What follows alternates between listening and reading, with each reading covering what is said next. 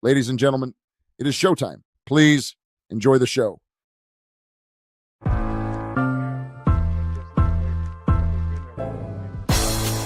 It's the corner where the Chiefs Is this the passing of the torch, right? Is this what this signifies? It comes down to that front office and what they feel is most important. The champ is here. We've touched down from a higher plane. Why you made it here? We always look forward to that week because it was always intense. You know that we ain't coming back. We got you. The man, the myth, the legend, Dante Hall. My favorite player growing up was Dante Hall. I love you guys in the show, but Dante was my guy.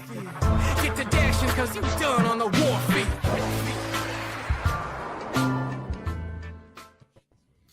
Hey, everybody. Welcome to another episode of Chief Concerns, the July the 4th edition of Chief Concerns episode on this lovely Wednesday evening. JD, how are you doing, brother? Former Chiefs tight end Jason Dunn is obviously with us tonight. JD, how are you doing, buddy? Oh, man. What is up, Marcus? What is up, brother? I'm doing well. I'm sitting over here, just got finished seeing my mother, kind of walking her out. It was good to see mom, just moving around. Beautiful lady, just a lot of wisdom.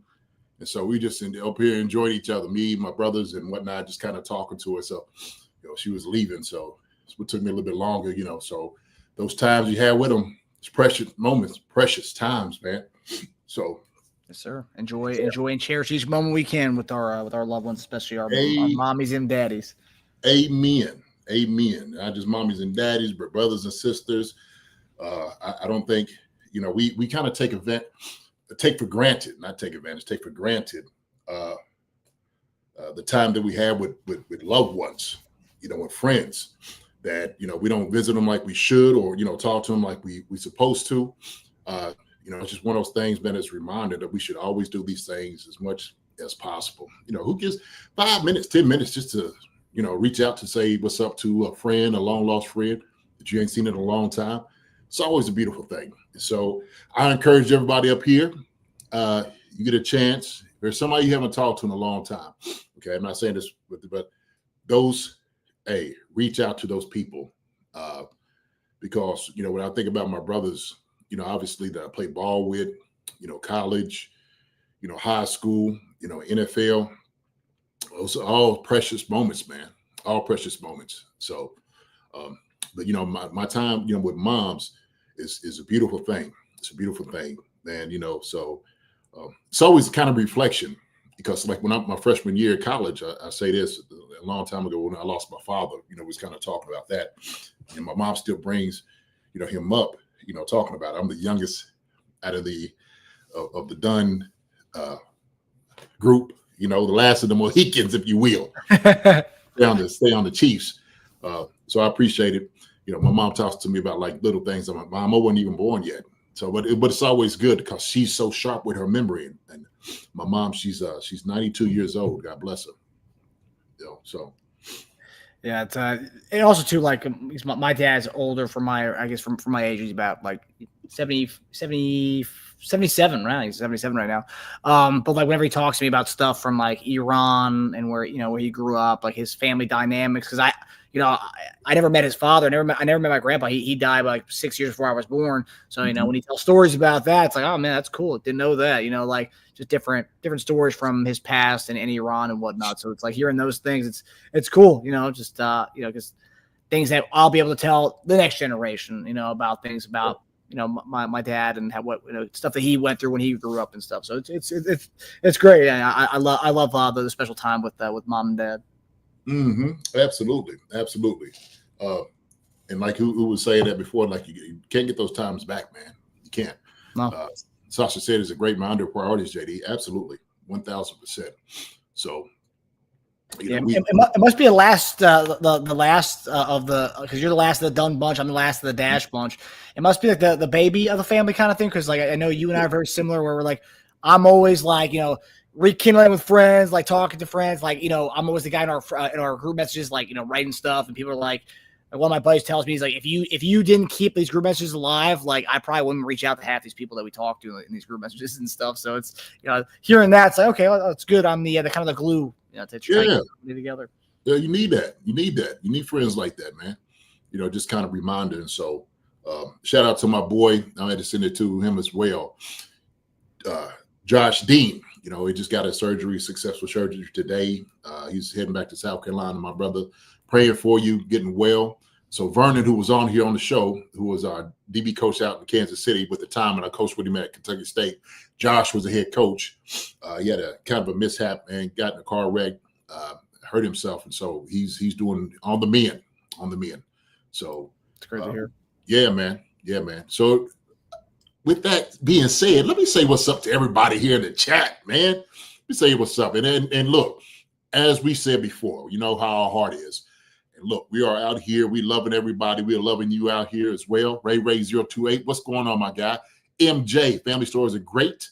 Big Italian family here. We do have stories. I guarantee you do. I know you do, MJ. I would love to sit around just to hear something, you know.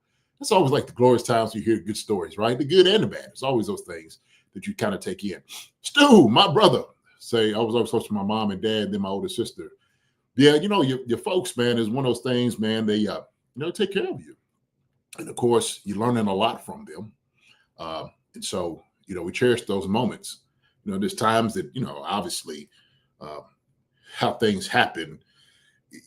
You know, as a father myself, we should always try to inject having good character in our kids. Always about being good people. That right there, I think, is so underrated that people don't do enough of it. And sometimes people think, I'm doing the right thing. I'm doing the kids right.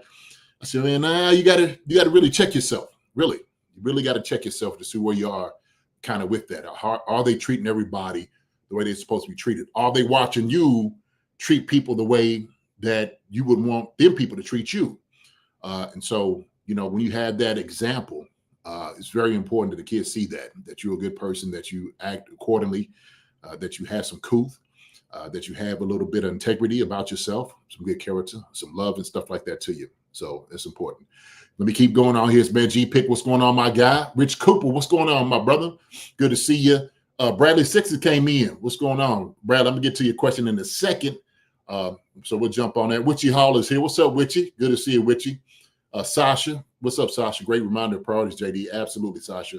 About time, my guy. Oh, about time. You know what it's all about, my brother. Good to see you, about time. Hey, usually, man, you have a bourbon in your hand, man. Tell me you have a bourbon in your hand, about time. Okay, because I see you on here. I'm just like, about time right there, man. He's bringing that feel to me. I love it. I love it, man. So I live vicariously through you, about time. Hope your family's doing well. Drew Boucher, what's up, man? I ain't seen Drew in a while. What's going on, my brother? How you doing, my guy? Oh, you know I do. I already know. That's what's going on. Jason Tarbox, what's going down, my brother? You can't get those days back. Absolutely, sir. Mr. Natural OG, what's up, dudes and dudettes? What's going down, guy? Let's see, Lyndon Adams. What's up, Lyndon Adams? Good to see you. Edmonton, Canada. Oh, hey, what's going on from up north? Yeah, cousins, love it. Nathaniel Walker, love to have JD. Appreciate it, my guy. Appreciate you, Nathaniel. Appreciate you. Sandman, what's going on? Good to see you as well. Nana Sherry, hello. Hi, all. Guess I better go find this video you're talking about. Oh, we're going to show it. So it's good things, man. We're going to have a good conversation today, Nana. Some good conversations. Deshaun Hammonds, what's up, my guy? Good to see you in here, Deshaun. My brother. So we know everybody's going to start rolling in, man. So let's see what's going down. Back, what was that Rich said? Back in for the JD and Marcus show. Love you guys, man. Rich, love you back, brother. Love you back, man. Seriously. You know, we do this thing because of you guys, and we love having conversations and fruitful conversations with you all, just engaging with you. So, you know, we always tell you, if you have something to say on the chat, please do it. Put it in the comments. You know, we'll try to check it out. It runs down real quick. Marcus does a great job of catching things, man. And, you know, we'll try to get to every question that you got. But it's going to be some good ones. It's going to be a good question today. I could just feel it, Marcus. I can feel it. There's a lot of good topics tonight. A lot of I feel like we're gonna have people have been waiting for the dungeon, your rants, JD's, and I feel like we're gonna get some of that. We're gonna get some of that goodness tonight. I feel like in a few of the topics tonight. On Monday, so we had a question on Monday when we were leaving the show. Pepe Atreides had asked a question. I don't know if Pepe Atreides is in the if he's in the chat tonight, but he asked if I had a specific moment during my days of playing high school or college football. That's right. And I said I was going to get a highlight, the highlight that I had, my game-winning screen in my junior year of high school. I have two. I have the end zone view, JD, and I also have the press box view. So we got two different views we're going to be looking at here for this play. Now, I had to go to my DVD set for my archives to find the end zone view, and I uploaded it, and I was able to make a video for you guys tonight. So Good. Here it is, JD. I want to hear your analysis. I'll give it to you. Paul Lloyd's in the house. What's up, Paul Lloyd? I haven't seen that name before. What's up, Paul? Good to see you, brother. Good to see you here. So Sasha said, Rudy. Marcus. Oh, baby. Hey, let's go. Leather jacket and all. Here we go. All right. So keep in mind, I'm gonna set the stage for you guys here. So it's 20-20, about 50 seconds left in this game. So we call it middle screen right here, and that you'll see your boy come in the frame here. There he is. There you go. Uh-oh. Ooh, good cut. Oh, here we go. House ticket, baby. That's what we go. House call. So here's the other view here. Look at shed those tackles. Look at that guy. Vision. Ooh, good cleanup out there. Touchdown. Tubbs, baby. Tubbs. There you go. It's the extra point, and we go to the scoreboard here, just so you guys know. I'm telling the truth on the whole the game-winning touchdown here. There it is. 36 seconds left in the game. Look at that. Oh, man. Ice in his veins, man. Yes, sir. So, JD, thoughts on the field vision there at the end of the game? Oh, man, great execution. You was patient. You waited for it. You got your blockers out in front of you. The thing is, when you run in the middle screen, man, you got to get through all the trash first, when the lineman get up the field. So you was patient, caught the football, and then all of a sudden you just got a ghost, right? Start moving and shimmying a little bit, shaking, good vision, seeing everybody where everybody was at, man, kind of staying away from all the hits. Beautiful job, brother. Beautiful job. I love it. Appreciate it, man. Yeah. Funny thing about that play is I almost didn't run that. I thought that was for the other slot receiver. I thought that was his. I almost didn't run it. I told my coach after the end of the game, he was like, "You shitting me, right?" You thought it was for somebody else? I thought it was for the other. I thought that play was coming from the right side, not the left side of the formation. No, No, it's called your number. Quarterback like this looking at you, put you in motion, like. Yeah, you're like, okay, here I come. Yeah. Now, I'll tell you what, now them pads look like they're about 2 times bigger than yours on them shoulder pads. Look like yeah, pads. Yeah, because I would be motioned out to the backfield a lot of the time, and my frame was too small. They were scared that I was going to get injured, so they wanted me to have they were not receiver pads. I was wearing kind of like running back pads. Oh, okay. Yeah, they look a little big. You kind of remind me of doing a little shimmy like this. You ever seen that where Betty White does a little shimmy with her? She look like it. Yeah. That's what you look like when you run it down the court. Ooh, run it down the field. Do that little shimmy. The Betty White to him. Yes, sir. Yes, sir. I didn't turn my body like Kareem. Nah, that's one of a kind. Different type of bodies. Yeah, Sasha won't see it again. I do too. See, we got time. I want to see it one more time, Marcus. I'll put it back up. That's good. That's good work right there, baby. That's good work.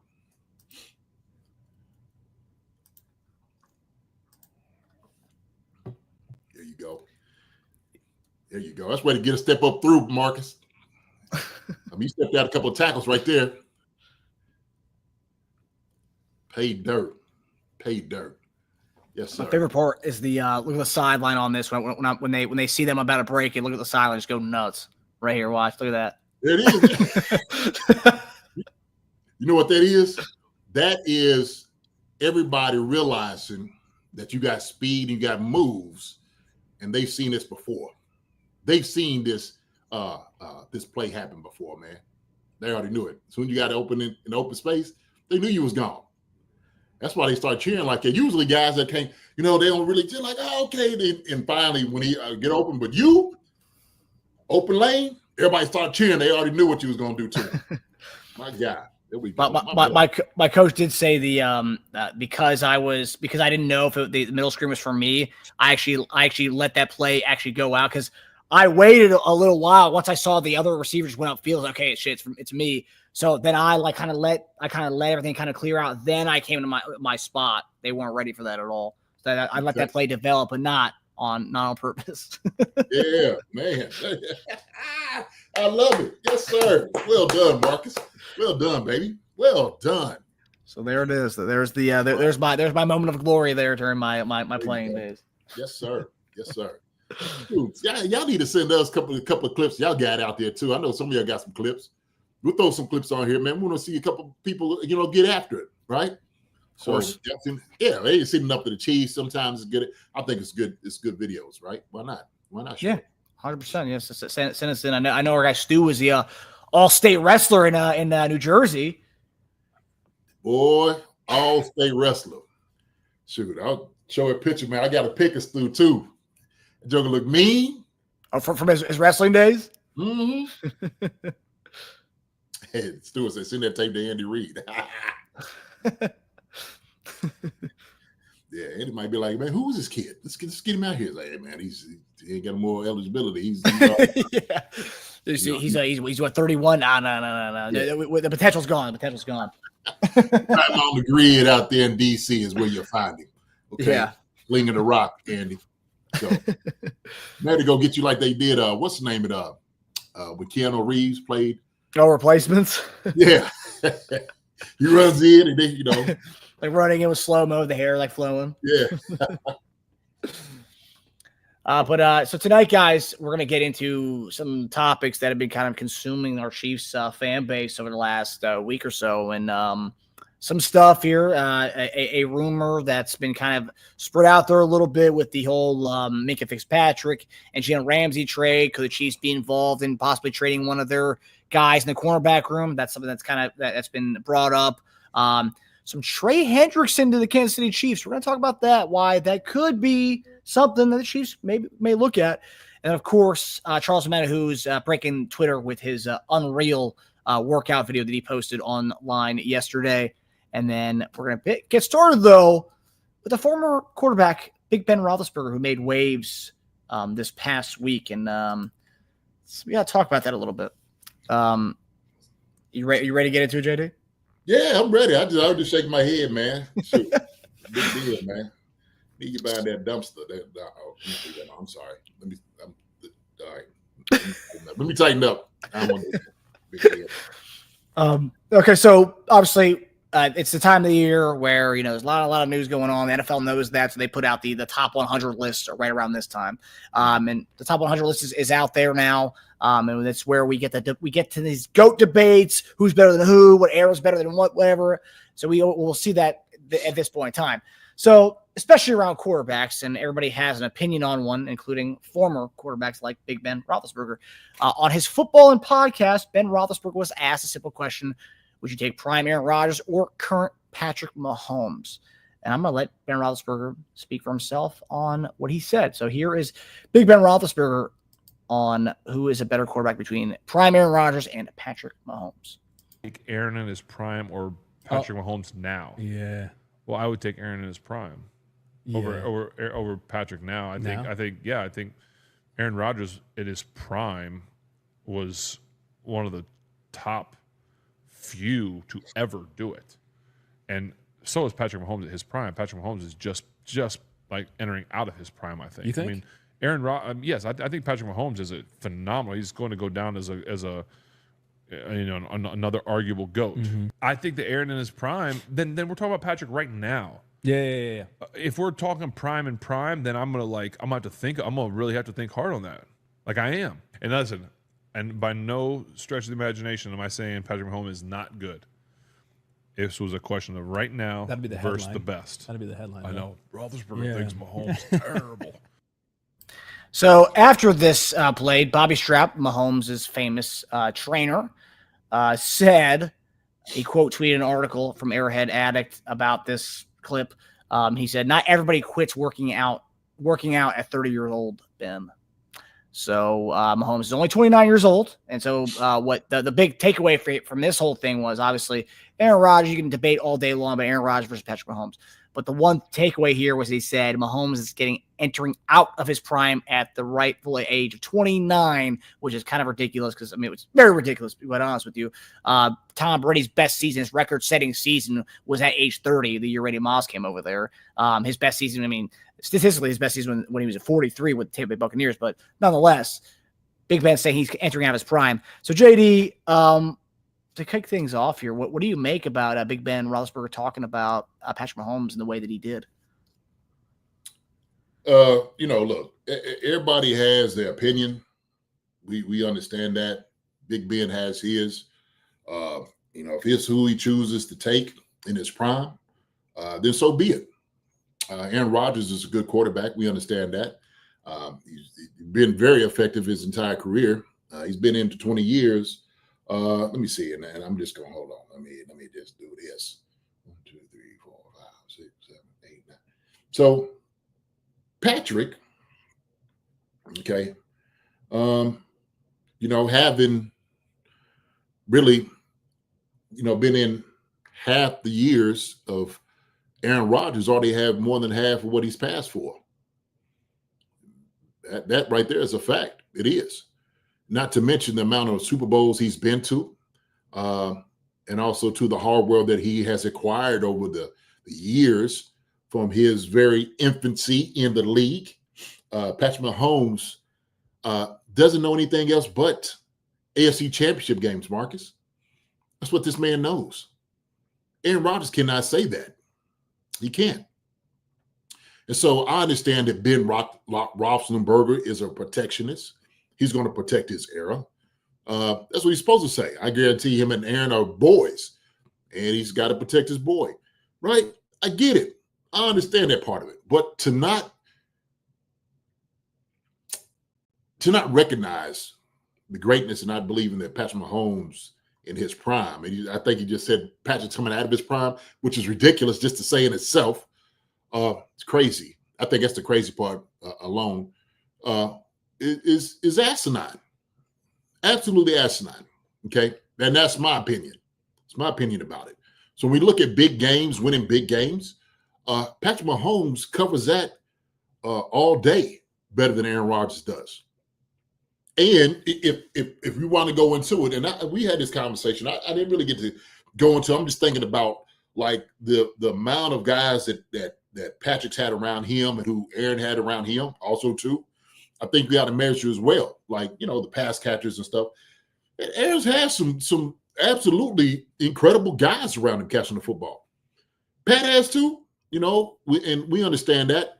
Will we say it's been on the same level as Aaron Rodgers? I don't know. People could argue some points on some of those things, right? They can. But my thing is, what sets Patrick apart, okay, is not just only his talent, all right? It's just not only his talent, but it's also his character. It's also how other people talk about him and the ones in the locker room speak about him.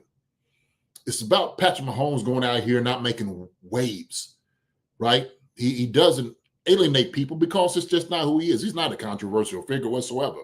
I think Aaron Rodgers has embraced that a lot. He has. And you've heard certain talks of the different people out here talk about Aaron Rodgers as well. I know what Aaron Rodgers does too. You know what Aaron Rodgers does more than I've seen Patrick Mahomes do? He'll throw somebody under the bus.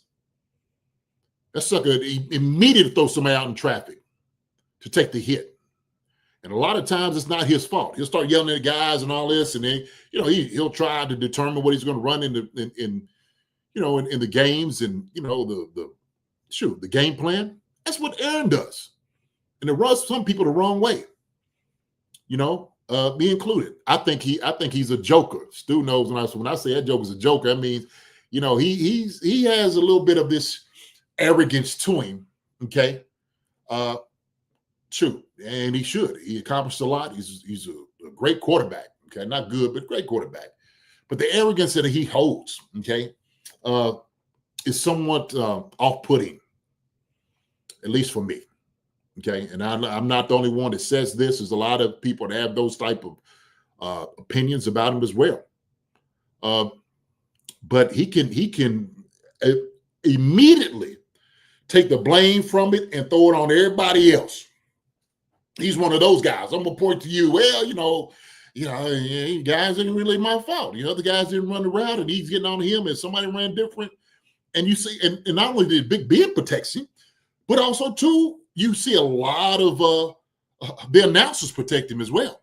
A lot of announcers protect Aaron Rodgers, okay, because they have this affinity with Aaron Rodgers and greatness that they all they stay complicit with it, right? And I think they hate Patrick because when Patrick comes in, he goes to work. He goes straight to work. He doesn't sit there and he doesn't put it on anybody else's shoulders. He don't you don't see him talking about somebody should have ran a better route. He puts everything on him. That's what he does. That's what a leader should do. And so he just exhibits all these other qualities about leadership and just winning. His history speaks for itself. But who Patrick Mahomes is just a man, and what he's been able to do with the talent that he has, he's just been firing away. He's been firing away. So he stays with that. That's fine. Ben, stay over there. I get it. Stay right there with it. But if I'm sitting over here, Aaron Rodgers, Patrick Mahomes, PM15 all day in their prime. Sorry. And guess what? Pat is still in his prime, baby. Pat is still in his prime. That's the crazy part. You're going to sit there and say something like that out your lips. Where does that come from? Hey, man, come on, man. What's he basing that off of? If you could try to put yourself in Big Ben's shoes here on that quote alone, it's just kind of saying he's had a few to his standards, a few back-to-back bad years to Mahomes' standards. Is that what he's getting at? That's what he's looking at. A couple of bad. He might say, "Well, Pat didn't have a great year last year, right?" Well, your number 1 and 2 receiver go down. Okay, we didn't quite get the ball to Kelsey like we should have last year. Finally started getting it to him. Do they throw the ball down the field? Nah, maybe not as much as we should. Do we have the capability? Pat can throw it like that deep all day. He really can. So if you want to talk about accuracy and all those different things, Pat makes every throw that Aaron Rodgers can do, and then some. And then some. They both have strong arms. I'm not taking anything away from Aaron Rodgers. I'm not. I understand his greatness. I recognize it. He is a damn good quarterback. But when I'm sitting over and I'm watching Patrick Mahomes absolutely rifle something in, I'm taking PM15 all day. I'm doing it. So I'm just sitting there looking at Patrick Mahomes as a standard. The conversation about who's the greatest as quarterbacks, Aaron Rodgers is not up in that conversation anymore, Marcus. He's not. If he was, then they would be like, Aaron Rodgers. No, it's not that. It's Tom and Patrick. That's what you see. Okay? And then Montana, and then, everybody has that. Aaron Rodgers is back there on the bus. He back there with Ben Roethlisberger. That's where he at. He back there with him. So that's my take, man. That's what it's going to be. That's what it's going to be. Yeah. Pono. What's up, Pono? Pono's a jealousy, pure and simple. I don't even know if I don't even think it's jealousy. I think it's just him, trying to, protect his boy, trying to protect his legacy. It's protectionism. He's a protectionist of his era. I get it. I mean, Mahomes. So Roethlisberger's got 2 Super Bowls. Rodgers has 1. So both of them together are tied with Mahomes with Super Bowl wins. And then Super Bowl appearances, Mahomes has more than both of them combined. So I mean, like I said, man, everybody has a chocolate star kiss, right? Everybody has one. So Ben has his, right? And Ben has to go on and he has to defend his boy. He doesn't really know Patrick like that. So he's got to talk about Aaron. And like I said, it's not taken away from Aaron's greatness. We understand that, right? It's Ben's his opinion on it. But if I'm sitting over here at the end of the game and I need to go down and get a touchdown, I need to get a win, and I'm thinking fourth quarter, if I'm going to need to drive the ball, I'm putting that right there on PM15. That's what I'm doing, all right? So, and that's in any I'm telling you, Marcus, this is in any system. In any system. So. Yeah, you would think by now he's done enough for people to like just lay off him. But Big Ben, Mahomes does get you clicks, right? It's going to get your podcast some clicks. Talking about Patrick Mahomes and making a very very edgy comment on Patrick Mahomes that does definitely sells a little bit on the podcast, I would say. Yeah, but look, okay. So I mean, and honestly, like I said before, look, it's Ben's opinion. It is. He's and Ben's got obviously a great perspective because he's a quarterback too. Maybe he sees some things in Patrick. He's like, I wanted to see him actually say why he would pick Aaron over Patrick. You know what I mean? So I don't know if it came off even like in a deeper conversation of why he took Aaron over Patrick. So yeah, he didn't really elaborate on that, which is kind of weak. If you were going to say that you are a quarterback, you have won Super Bowls, like. I mean, you have a voice, you have a perspective. I do want to see your rationale behind it, not to say he's entering out of his prime now. I mean, I don't. It was pretty lame, I would say, as far as analysis wise, for a guy who did play. It's making such a big take there on that.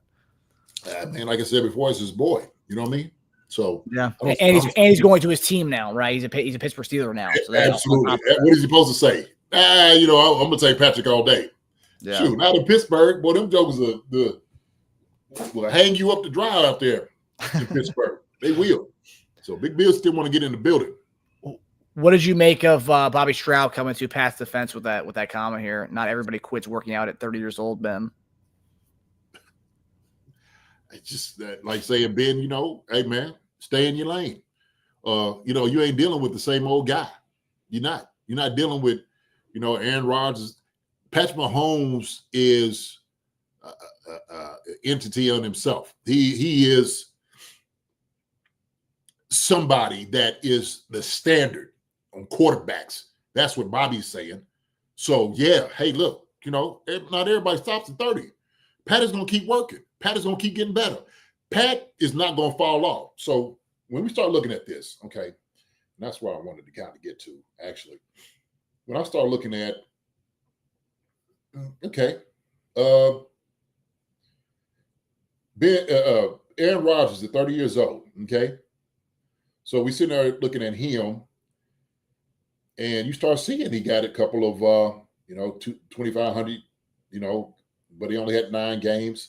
116, 43, 38, 44, 40 touchdowns. In 2016, he was 33. 44, 25, 4,000, 4,200, 48 touchdowns. Like, he has some good years. He has some great years. But Pat, I think, because of who he is, will absolutely surpass that. So that's what I see. I just, Big Ben, hey, brother, you know me, man. I'm not one that stats, they can be interpreted a lot of different ways. When you look at wins, when you look at victories, we start looking at how the other teammates treat him and what they talk about. That's the nod for me. I want that guy. I don't want the guy that's going to throw me on the bus, Marcus. I don't want if something happens and, he's going to point his – it's that guy. It's him. It's him, right? Yeah. I mean, you talk about it. I saw people in the chat kind of talking about it, but, like, Rodgers through the years – I mean, he's had a stockpile of like Pro Bowl receivers, even if it's one season or not. Yes. But Greg Jennings, James Jones, who led the league in touchdowns, Jordy Nelson, Devontae Adams, Randall Cobb. So he has had guys consistently throughout the years. And I'm not knocking or taking shots at who the Chiefs have had, but really Mahomes has had Tyreek and Kelsey as far as his Pro Bowl receivers. He's really never had anybody else be a Pro Bowl receiver from outside Tyreek and Kelsey. But we're talking about I just listen with 6 guys right there with all who Rodgers had throughout his career during his prime years. So it's like right. This is true. All the things you just said is true. Now that's one thing I didn't want to do. So I don't want to cut the legs out from the guys that we have had. But we distribute the ball around more than anybody else. That's what happens. That's what we do. So you could call that system or whatever. But I mean, Pat can make every throw, any throw, doesn't matter who it is, sidearm, over the top, behind the back. He's ambidextrous. So you name it. Pat could do whatever back there as a quarterback. He can. And we're talking about Mahomes, a guy who took a team to beat the Bengals in the AFC Championship game, throwing to Marcus Kemp in the fourth quarter. McCole Hardman getting hurt, breaking his ribs in that game, or whatever his stomach issue that he had. But Marcus Kemp got major role and major snaps during the fourth quarter of an AFC Championship game against the Bengals. I mean, come on here. I mean, what are we talking about? Marcus Kemp, which, in many years, there'll be a trivia question as to who was one of the guys who caught a pass for Patrick Mahomes in the AFC Championship game. Marcus Kemp. I mean, people forget about that. It's just like that's the kind of stuff we're talking about here. And then on the other end, we're talking about Greg Jennings, James Jones, Randall Cobb, Jordy Nelson, Devontae Adams. Very, that's why sometimes I hate the comparisons. I get everyone's got their own opinion, but like, not every situation is an apples to apples comparison. Not every situation is the same. No, teams are built different. So, but yeah, Big Ben, I hope I would like to see him elaborate on this though. I like some actual analysis, like the analysis that you go on every week when we talk about tight end stuff or anything at all. When we do our grade shows, you give an analysis and perspectives. When you say a comment, you back it up with what you see on film. I mean, all he's saying is he's entering out of his prime. I mean, that's it. That's your backup. Come on. Yeah, Pat is still in his prime. So. He's far from it. And the thing is, he keeps working out like he is. He's going to stay in his prime for a long time. So, if he plays for, another 10 years, 11 years, like Aaron Rodgers is, man, he ain't going to be close. Yeah, Rich Cooper, AFC Championship game every single year of his career so far. I'm not sure if Ben even believes what he's saying. Yeah. I mean, it's still nuts. Yeah. No, he believes it. He does. He believes it. But that's his boy. So, yeah. He ain't going to change his mind. Yeah. Maybe he's like, I'll take Pat. Maybe. But I think, he's, yeah, it's my guy. I got to stay with Aaron. AR-15. Yeah. Sasha said Aaron watched the nightclub bathroom door for Ben. Yeah, funny. Ooh. Oh, my gosh. Yeah, and also, too, like what we said, so not only are they probably friends, but on top of that, he's now a Pittsburgh Steelers quarterback brotherhood kind of thing. So, like, that also adds another element to the entire him backing up Rodgers there. Oh, yeah. So, yeah, it's about time. So, any chance of getting a wide receiver tight end and running back coach on channel, we'd love to hear the input. Yeah, I'm going to reach out to those brothers, actually. So, and I had a chance to do it, but, I'm going to shout out to the guys, man. During this time, I don't think people know, but this is kind of where coaches are like, this is their break. Because they know they're going to be in for a long haul from this point on. When you start getting into training camp and all those different things, it is shoot. And so I know it's time, man. It's something that's precious to them. But they want to get away. They want to get away from football right now. And I tell you, hey man, get out, go to wherever you're going to, an island, go enjoy yourself. Celebrate your family and, stay away from football. I don't want you guys talking about football because once you get back, we got you. And that's how it is. So it's a marathon from that point on.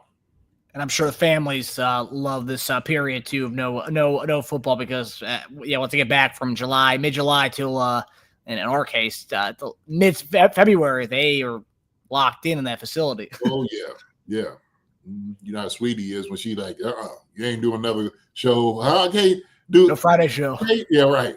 No, you can't. That is my time. Right. Once September comes around, the changes a little bit. But yeah, off season, no, sir. You get 2 shows. That's it. Yes, sir. Jumpman Flight A finally caught you guys live. What's going on, buddy? What's going on? What's up, Jumpman Flight? What's going on, brother? All right, so now we're going to get to a different topic here. So yesterday, usually the day before the shows, we're kind of getting things together for stuff that we're going to talk about. That text from JD saying, let's talk about Trey Hendrickson a little bit. I'm like, whoa, okay, Trey Hendrickson, let's do it. Let's talk about him. So JD, with training camp approaching, there's a conversation that nobody's really having right now except you throwing it in there. And I've seen some Chiefs fans kick the tires on this a little bit, but Here's why it's not as crazy to talk about Trey Hendrickson to the Kansas City Chiefs. So we got Karlaftis heading into the final years of his deal. Based on trajectory, he's going to command a major payday, potentially north of $20 million a year, and that's going to be a huge decision. I mean, everyone's talking about McDuffie, or they keep Karlaftis. What are they going to do? Where are they going to spend the money? Charles Omenihu, who we'll talk about later on in the episode about how he's looking right now, but coming off an ACL, he was a free agent this past year. We brought him back. He finally has a full bill of health this offseason. But if he has a major bounce back year, which I think he will have a really good year, re-signing him, that won't come cheap either. And then FAU, who we drafted, we thought he was going to be the guy. Hopefully year 3 he can turn into something. But Trey Hendrickson, let's go to the conversation with him.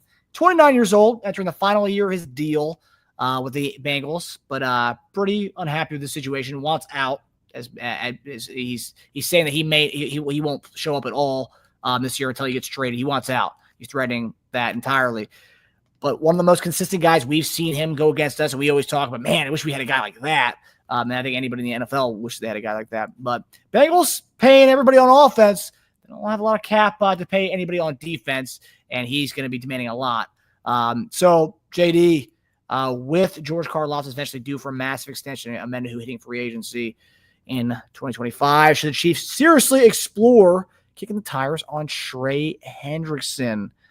Would that be mortgaging would that be too much of mortgaging a future for a short-term thing, JD? Or is that a big splashy move that could be in the cards for us?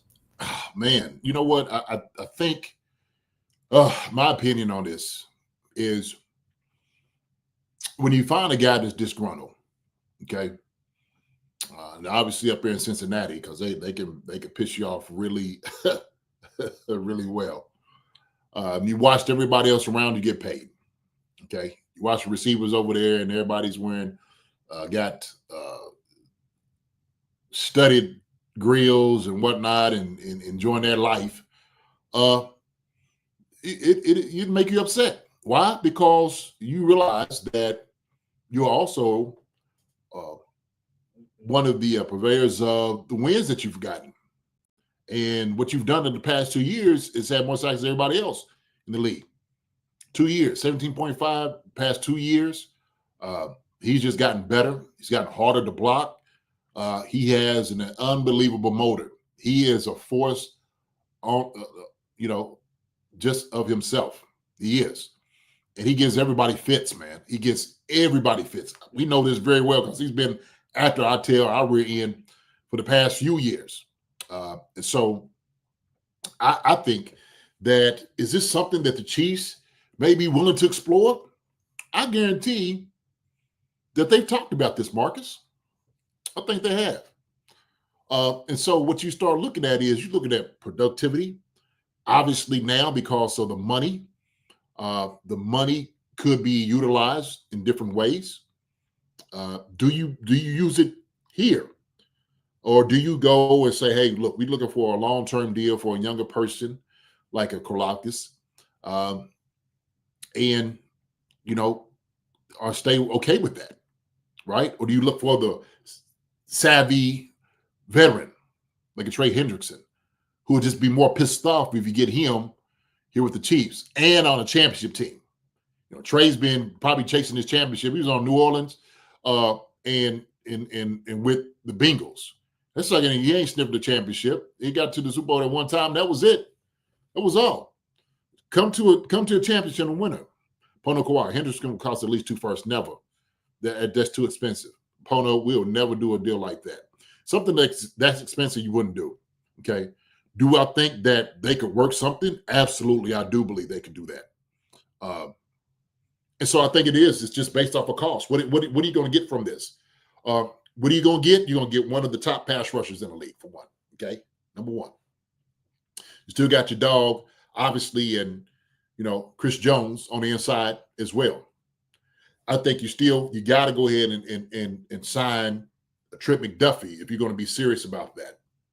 All right.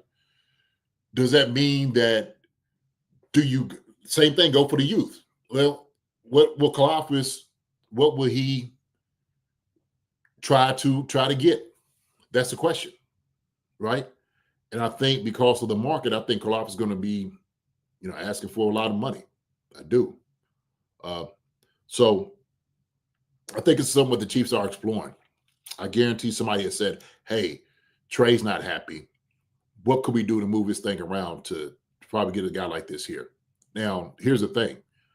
If I'm not mistaken, I think Bengals were trying to sign him for like $25 million a year. I think it's what they were doing, right? The nerve of Joe Burrow. That's why when I read this, I was like, are you kidding me? Like, you're part of the reason why they can't sign Trey Hendrickson. Oh, we need to get this guy signed. Really? Are you willing to give up some of that contract? Because, heck, I know what they signed you for. They signed you for a boatload of money, okay? And you haven't put out like you should. And the two guys around you. So he's sitting over saying all these different things, all the great things. One thing he hadn't said, you know what Joe hadn't said, Marcus? Let me give up some of my contract to sign him.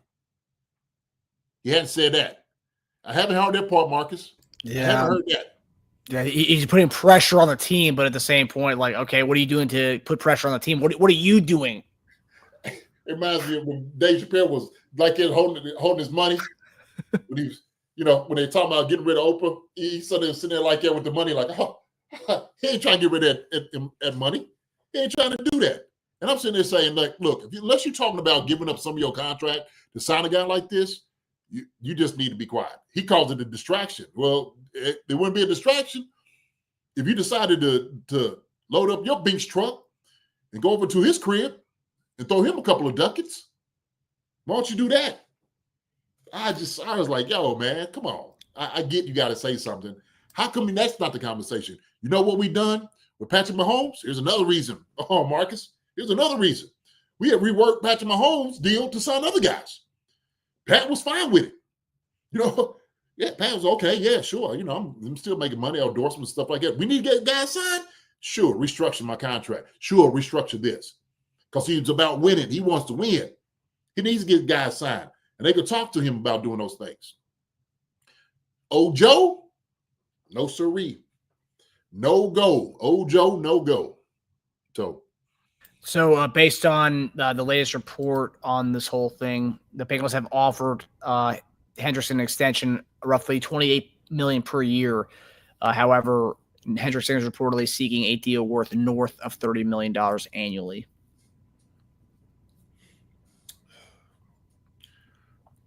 Look, I know this. In contract negotiations, they could do wonders. There's things they can do. They could do wonders with some of these deals, okay? And so if you're sitting there saying this, right, because the money's going up, is a Trey Hendrickson worth more getting an older guy, 29, about to be 30, than a younger guy, Karlaftis? So that's the question. That is the question, right? How many more good years does Trey have in him?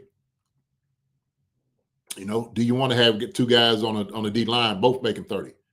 Well, Karlaftis is coming up. That joker is going to be close to 25, every bit of it.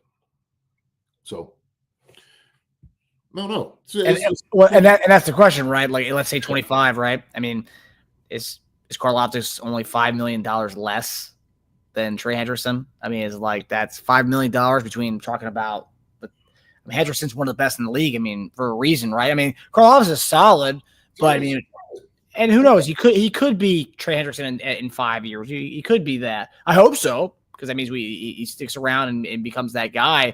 But I mean, Hendrickson right now, that's seizing on a window. I mean, it's different kind of talk, right? That's more of like a window kind of thing where it's like, okay, we have this window right now with the Mahomes-Kelsey window. Kelsey, at least let's say 1 to 3 years, right? That's that window right now. You get Hendrickson, you have a 1 to 3 year window, right? From 29 to 32, you sign him to a 3 or 4 year deal worth that much money. He'll give you, I mean, at least for those 2 years, he'll give you some top sack numbers. And also, talk about his fit too, because that was one thing I have read, that his playing style, obviously, he'll fit anywhere he goes. Hendrickson, that's how good he is. But his fit with the SPAG system, that's like, that's gravy. It's perfect for what we do. He's perfect for it. And so if you have a guy like him, you can still blitz. You can do all those different things. He's just going to be hard to block, period, one-on-one. He is. I've seen guys try to double team him, splitting the double team, getting in. You would literally have like two Chris Jones. You got Trey Hendrickson and a Chris Jones. That is, come on, man. That's monster. That is monster. And like I said, I love George. Look, I expect George to get better each and every year. We do. We expect that to happen. And so we just want to be able to see it in the proof in the pudding. That's it. That's all. So that's what I'm saying. Like when teams are looking at this, they're exploring what a guy is and what he's done. How do you, it's always like it's a conversation. Yes, the Black said Hendrickson fits anywhere. Yes, he does. Anywhere, any scheme. That's a fact. So, I know they said north of 30 million. Shoot. It's a lot of money. Yeah, it's a lot of money to the defensive line between Jones and him. But I will say this in regards to, because a lot of people love the potential of Karlaftis. He's still young. He's 5 years younger than, we talk about $5 million less, but he's also 5 years younger. And just like looking at, and I'm not saying Karlaftis is going to be Trey Hendrickson, but I'm saying you look at the first 3 years of Trey Hendrickson, 2 sacks, 0 sacks, 4.5 sacks in the first 3 years. Karlaftis first 3 years, 6, 10.5, 8. So he's already on pace wise. He's outpacing Trey Hendrickson for the first 3 years at least. And we all know what he is right now, but current as far as the 3 year of the first 3 years of their career, he's outpacing him. What they it was kind of like the things that they were talking about Trey Hendrickson when he came out. They were head over heels over this guy because he knew how bad he was. They knew how tough he was. So maybe it was just the scheme in itself, trying to develop. 2017, 18, 19, 2020, his fourth year, he got 13.5. 2021, he got 14 sacks. Next year, 2022, he had 8, then 17.5, 17.5. So he was extending each and every year. But year 4, he figured it out. Year 4, he figured it out. And so whatever that was, shoot, he became a monster at that point. So, the thing is, man, it's going to be a kind of a, you got to look at the numbers. You got to look at the numbers. So, yeah, definitely an interesting conversation here. I know a lot of teams are really interested in Trey Hendrickson. A lot of NFC teams are, apparently the Commanders are really interested in him. They have the money to spend on that. But yeah, it's gonna be interesting sweepstakes for to see where they trade him and if he ends up not being traded and he just holds out and then it deals like Chris Jones kind of situation with them. Where he just sits out and watches them play instead of playing. Because he said he's willing to not play all season. Yeah, he did. That's what he said. He said that. I think a team will sign him. I do believe a team is like they're actively trying to get this guy, and anybody would. Yes, Sam Lofton, the pass rush will be on the stop. Absolutely, that is a fact. It makes everybody's job behind them easier. Linebackers, corners, safety makes their job easier. You know what has to happen? The quarterback's got to get the ball out right now. You got 2 guys that command double teams. 2, okay? Those are 2 guys I know for sure. Chris Jones commands double teams. Trey Hendrickson commands double teams. That'd be a monster, absolute monster. And add everybody else into the mix too. So Rich Cooper said Karlaftis has improved his total game every season, is good at setting the edge too. He's gotten better for sure. He's gotten better. Last year he had 8 sacks, and it was kind of spotty. But with a young guy like this, that's what you expect. Young guy's going to have that, i.e. Trey Hendrickson and his career. So what I would like to see, with Karlaftis, this year, is I want to see him initially off the jump generate pressure, and I'm not saying anything that is controversial, but that's what you want. That's what you want to be able to see. That's what you look at it as an effective pass rusher. He has a relentless motor to him that he will run a quarterback down. He'll just outwork a guy, and that's what you'll be able to see. Trey does the same thing, But I think Trey does. He wins at the point of attack better than Karlaftis does now, right? But he's a savvy vet. That's what he does. Those jokers are shaking in their boots at left tackle when they go against Trey. Whoever's going against Trey are shaking in their boots like, oh, shoot. He'll get back-to-back sacks on jokers. I mean, they dominated in the AFC Championship game because they were getting back to us with 3, and he was single-handedly just dominating our entire offensive line. Yeah. They'll change their protection to get to him. That when somebody commands that type of attention, you know he's a bad boy. You know that. So Samuel Officer, bring in Trey and get rid of Dana, FAU, Malik Aaron, how many of them pay for it? Samuel often. I'm just saying, man. There's going to be money. It would like talk about the window aspect of it too. You know, Jones is getting paid a lot of money. Jones is 31, he's 29, so it would dramatically increase the age of that defensive line across the board between Hendrickson and Jones. Whereas Karlaftis, you can find the next Chris Jones at some point, or not the next Chris Jones, but a guy who could be the heir apparent to Chris Jones on that defensive line. That find that tackle, that's gonna be hard to find. But Karlaftis can age with Chris Jones and then be that 29-year-old when we do find that next anchor in the middle for the defensive line. So different types of conversations, different types of windows there. Sandman said since he's on a contract, the last place among us would trade Trey is the Chiefs. He brought that to. I thought about the same thing. Heck no, we ain't going to the Chiefs. Yeah, but that's the last place they're trading him to. Yeah, but maybe even to make an offer you can't refuse, right? That's true. Hey. That's true. So, because I think that's why a lot of the NFC teams, if you look at the betting odds, the NFC teams are like the tops on that as far as the next team he could go to. They're all like NFC squads because they don't think they're going to trade him in the conference. But we've seen them before. We've seen it before. Never say never. Happens. Never say never. So speaking of trades, JD, so on Monday we kind of talked about this one a little bit. The Miami Dolphins shook up the AFC by trading all-pro cornerback Jalen Ramsey to the Pittsburgh Steelers in exchange for Minkah Fitzpatrick. And now they are reportedly on the hunt for a cornerback, which just so happens we have a pretty stacked room with cornerbacks. According to Omar Kelly of the Miami Herald, Miami is actively shopping for depth at the position, which brings us to the Kansas City Chiefs. Why? Because as we talked about on Monday shows, and we've kind of referenced this a little bit on a lot of our shows, Chiefs have went from having a very thin cornerback room last year to not knowing who DB2 is going to be to having a pretty dang good cornerback room, top to bottom. I mean, talk about 5 players talking about Trey McDuffie, Jalen Watson, Christian Fulton, Joshua Williams, Najee Johnson, and that's not even mentioning Noel Williams, who we just drafted. So a lot of guys in that cornerback room. So, JD, we talk about a lot of these guys are free agents, impending free agents, all come from that same draft. Joshua Williams, Jalen Watson. Let's just say McDuffie is off limits. Christian Fulton, we just signed, is off limits. We're looking at Najee. We're looking at Jalen Watson. We're looking at Joshua Williams, all contract years, all guys you could say would be potential trade candidates.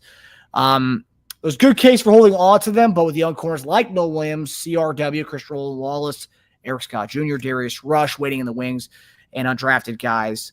I guess my question on this whole thing is, JD, because a lot of people are talking about we should trade and just get some draft capital from it, get some assets from some of these guys.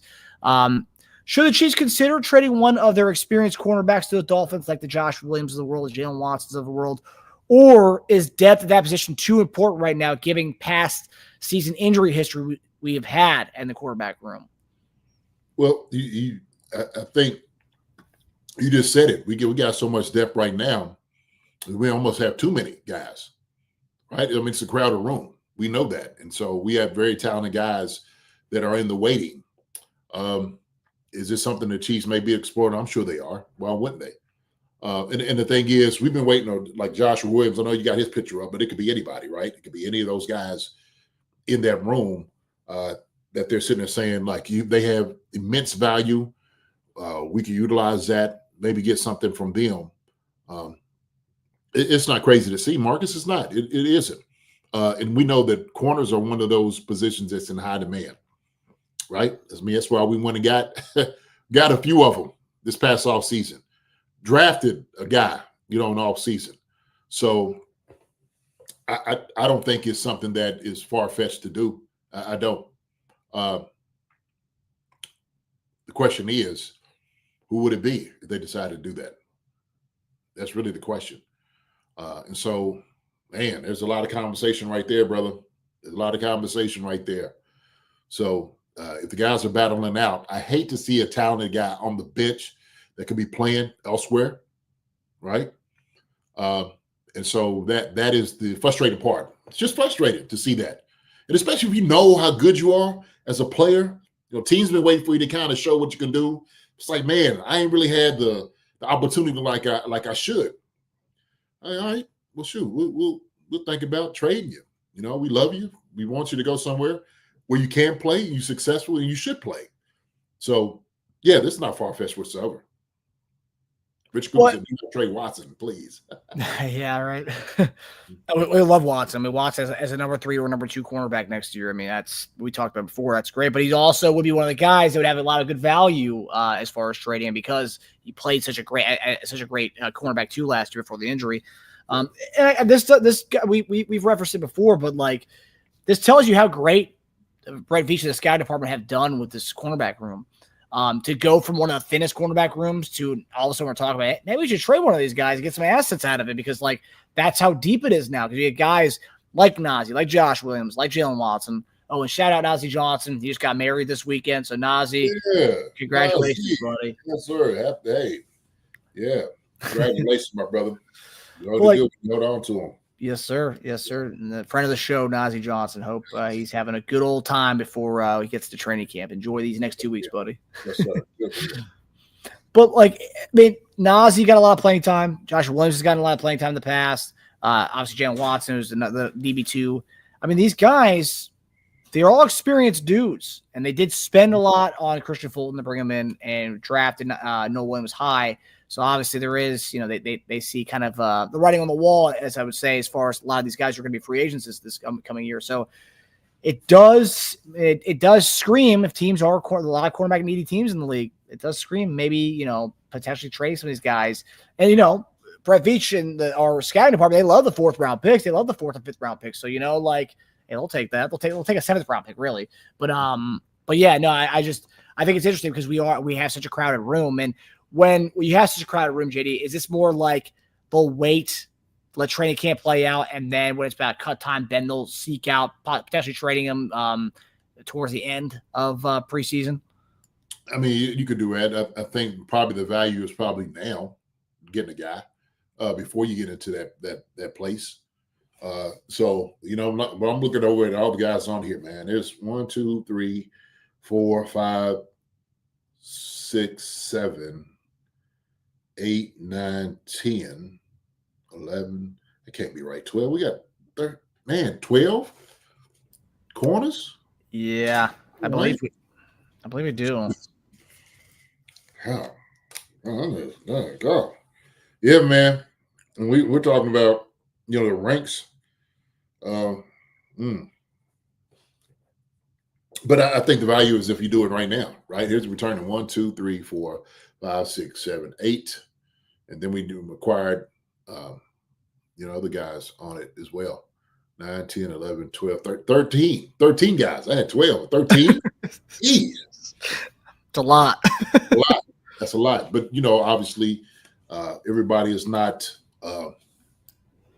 created equally as far as talent-wise they look at.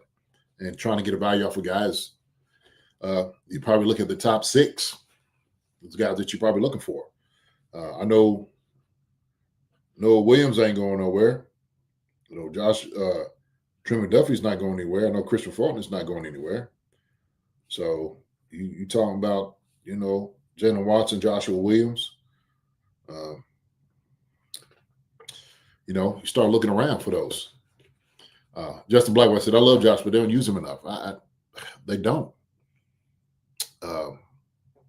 So I think Josh is a head scratcher because he has all the tools. He has everything. Man, sucker looks good. He does. I mean, you talking about, man, the joke is built like you would want on a corner. Somebody that would absolutely shut you down, choke you up, stop you from making plays. I mean, Josh, man, is a long joker. Got great ball skills.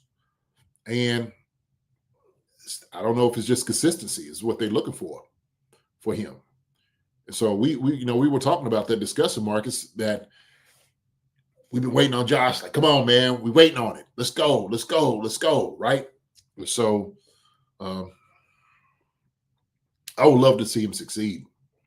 I'm seriously, I would love to see him succeed. And so I don't know. Somebody said he fell out of favor. Shoot, who knows how it looks? But so, hey, man, yeah, they might have to wait till training camp. But do you get the value of a guy right now? Have they waited long enough? Have they seen enough from a guy to make the decision? So, yeah, I mean, Samuel Lofton, he's got all the measurables. I mean, man, Samuel, man, I tell you what, I think it's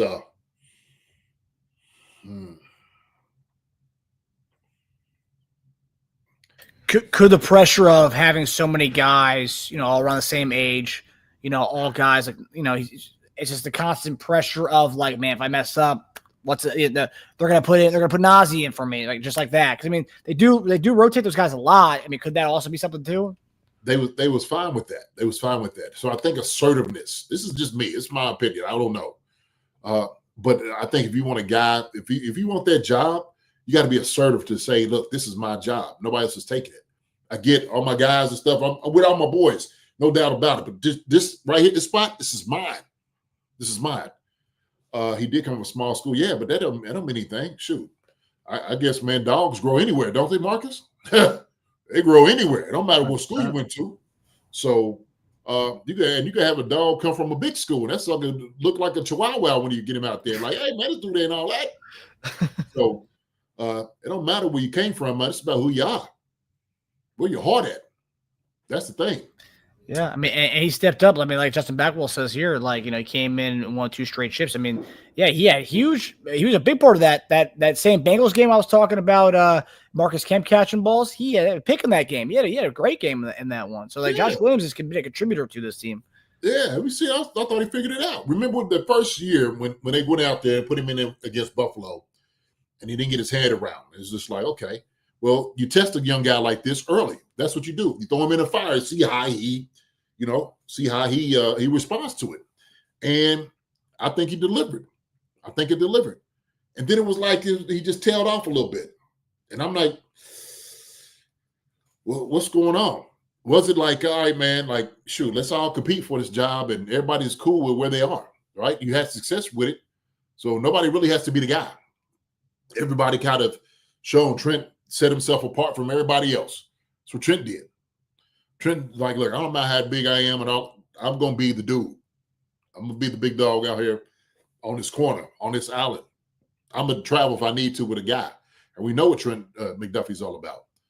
Now it just takes everybody else to do it. I think Jalen Watson was that guy all of a sudden. Jalen was like, look, you know what? I'm right there with Trent.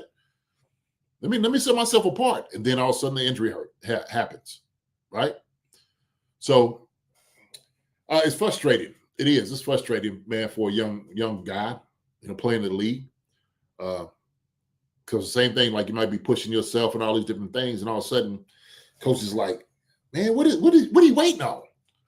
And I guarantee that, look, I promise you, they have several conversations with him that says, yo, man, all you have to do is just take it. It's there.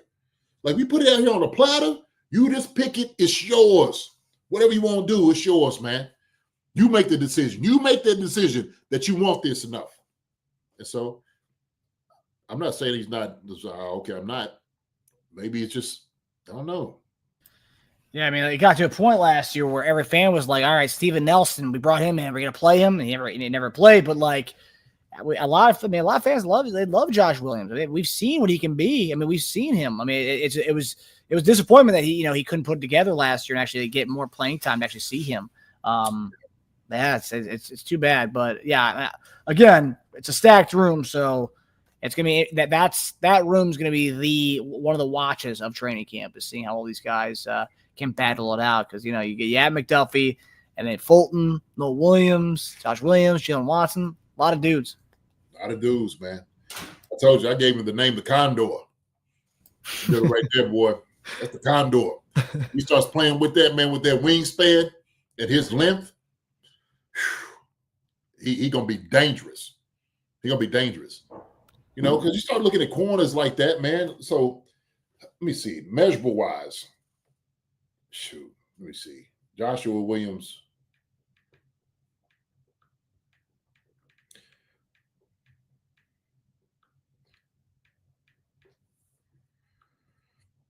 So he's 6'3", right? Jalen Watson is 6'2". So we got some tall corners, man. We got some long jokers on the outside. Hold on, let me see. I want to see.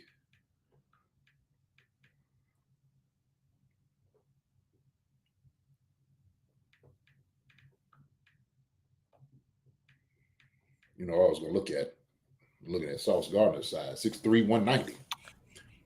He's 6'3". He's 6'3" athletes out there. Yeah. 6'3". Nuts. Jalen Ramsey, 6'1". Patrick Mahomes, 6'2". I mean, he's right there, and he's in there. He's in there. What you want? He's got it all. He's got it all, man. Justin Blackwood said he seemed to get turned around on some routes. Oh, I think it's maybe the starting stop. Maybe I don't know. Like I said, the assertiveness. So I could be wrong. So yeah, gonna be interesting to watch to see if any of these guys do get traded. I mean, like you said, JD, some of these guys, you know, they're talented guys who aren't going to see the light of day out there playing. So maybe let them go elsewhere and get some real burn, because at this rate, you got 5 awesome dudes right there. So someone's not going to be playing who's going to be kind of not disgruntled about it, but like not be able to showcase themselves, especially we're talking about contract years for a lot of these guys. I mean, these guys have done right by the Chiefs, you know, winning the Super Bowls the last few years. Maybe the Chiefs will do right by them. Like, look, like you're not going to play that much.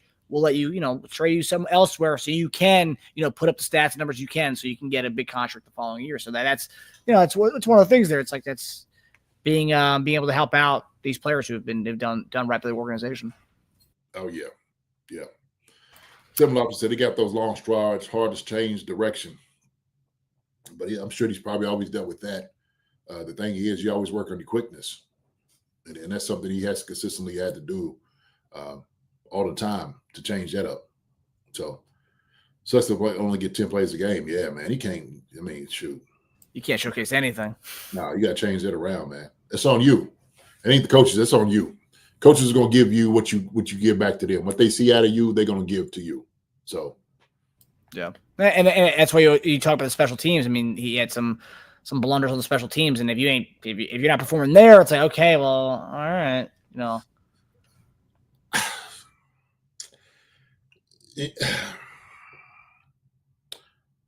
Yeah, I think for him, special teams, playing at the gunner and whatnot was a little new to him. I don't know if he was really willing to do it, and it was almost kind of like, man, this is what I got to do now. Now I got to be the dude running down here as a gunner, and sometimes guys can piss a guy off. You know what I mean? And they kind of retreat a little bit back. And hopefully that's not the case. But sometimes I've seen it and I just didn't quite see the effort like I thought it would from him. And especially somebody should be in his arms like, man, you need to bust your tail on special teams. You want to play out here in the regular defense? Bust your tail out here. Special teams. Show them that you deserve to play. Because if not, this is where you're going to be. That's what they're going to regulate you to. So, you know, this is kind of the deal. So Dave Beal says, I think the argument is pointless. At least one cornerback is going to get hurt. We don't need to be trading anything. That's a fair point. We have dealt with some. We've dealt with quarterback injuries. I mean, so it is something that might be kind of in the back of the mind of some fans. You know, man, it's going to have depth at the position. Listen, we got 13 corners. It's a lot. Argument is not pointless whatsoever. It depends on what you're going to get. The thing is, we have capable guys. We got Fulton back there. We got, and the thing is, we got good backups though. That's the thing, Dave. We got depth. So the thing is, you have depth, and you could give a guy up. Shoot, why not? You could give one guy up. Yeah. So my thing is, from what we've seen, All right. And let's just look at it. Trent McDuffie. Okay. All right. Trent McDuffie. We got Noel Williams. We got Christian Fulton. We got Jalen Watson. We got Joshua Williams. That's 5 guys, capable guys at corner. The chances of like that many guys getting hurt at one time, I don't buy it. And everybody's not always going to get hurt. You don't look at that like that way, because the thing is, if one of those guys get hurt, you still got 2 capable guys come in behind them. So I mean, you literally got depth. You have it. So it's all based on what you're gonna get. Yeah, I mean, you don't need 6 cornerbacks deep, right? I mean, you don't. Man, no, that's not a good point. It's not. Yeah. I mean, I just disagree with you on that, Dave. Or no, what's his name?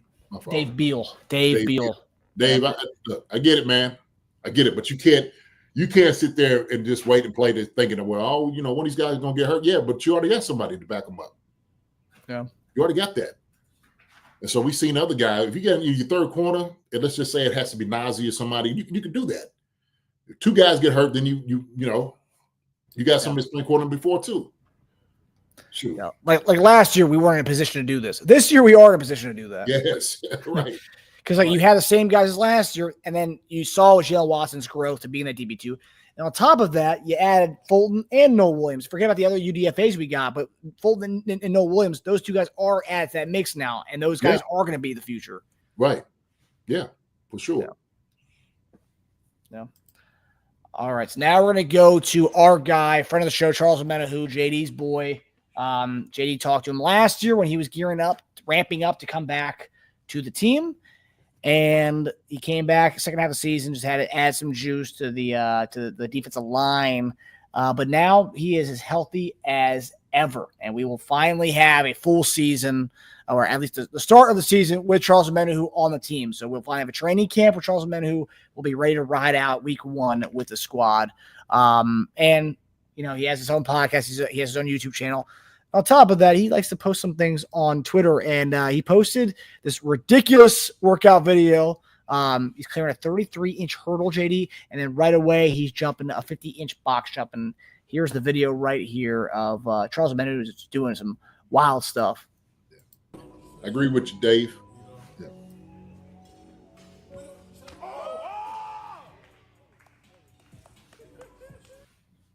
I mean, look at that. I mean, that's just boom, boom. Look at that explosion.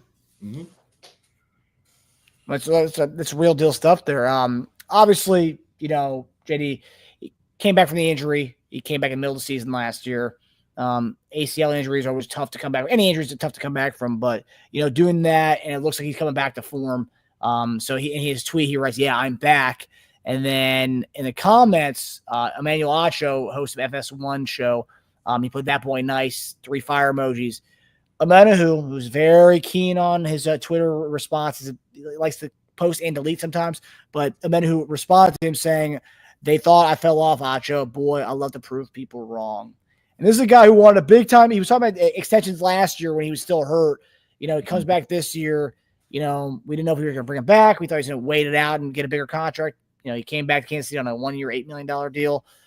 So it looks like it's going to be a prove-it year for him to get that big contract that he wants and that he so deserves as long as he's healthy.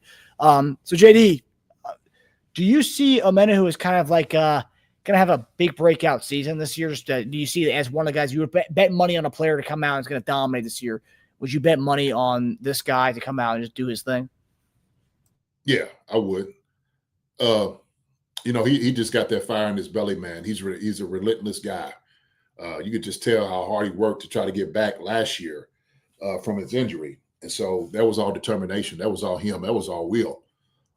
So when you see a guy like this right now, he's just showing like, yeah, I'm back. The knee bend, that explosion, just shows me he's been serious about it. Excuse me. So I would put money on Omenihu to come in and actually show everybody, who he is, right? He's been looking for a long-term deal. And so if anybody that I will put money on to sit there and say he's going to give everything he's got to get that deal, this is Omenihu. And so he understands also, too, don't necessarily have to be with the Chiefs. He'd love to stay here with the Chiefs, but he's okay of going somewhere else if he needs to at the end of the season if the Chiefs didn't want to pay him, right? But he wears his heart on his sleeve. When I was sitting there just talking to him, having a conversation, man, I could see it in his eyes that he is just hungry. He's hungry for it. And the thing is, it's what I love about a guy like Omenihu. He loves to have that chip on his shoulder. He loves to think everybody of the cards against him. Everybody thinks he's down. He ain't the same guy, right? At all. Omenihu, was he done? Is coming from over here. And Omenihu's like, man, stack the deck against me, please. Okay, you put me in a fight or anywhere in the pound, I'm gonna come out on top. That's who Charles Omenihu is. He's got a warrior spirit about him, and it's evident. It blossoms out of him. I mean, you just see it. Okay, so I'm hoping he comes in healthy. I hope he stays healthy the entire year. And this man right here is going to give you whatever they ask for and then some. So it is. This commitment, man. He's committed to this. He's committed to trying to become the best. Okay? That's who he is, man. So I enjoy it. I enjoy watching it. I mean, and finally going to have him for a full season too, right? I mean, at least to start the season, right? He had the suspension the first year, then last year the ACL injury, or then he missed most season because of the ACL injury. But like, and I've seen some people say, oh, like when he came back, he really wasn't much help for the defense. But Jenny, can you talk about like how yes, he did recover from the ACL injury, but like it's still like getting your bearings back. To just jump right in late in the season and go in the playoffs, like just coming back from ACL injury, it's not as easy as, you're healthy, green lit. No, it's a process to get to the point where you can be yourself doing what he's doing in this video. It is. It's a long process to just be effective. And here's the thing, though. So once we look at explosion, like what he just displayed right there, he was missing that last year. And I get, he's coming out and he's going to give it his all. He felt like his knee, like he still wanted to play. He still wanted to be out there with his boys. It was kind of funny because when Spags walked by, I don't know if I said this to him, but Spags walked both of us. He said, both y'all jokers need to be out here on the field. It was just so funny, but you could tell, man, he wanted to see Omenihu out there. And coaches are just talking to him. So, of course, he's like, Coach, man, I feel better. I want to get out here. I want to just do what I can, whatever it is. If I can make this team better, the pass rush, let me do it. Let me do it. And so he finally had a chance, an opportunity to get back out there. And, I could just tell he wasn't the same guy. He wasn't. And that wasn't, it's not really a knock on him. I think him showing that character that he wanted to go out there and do it because he felt like he could give something. Definitely.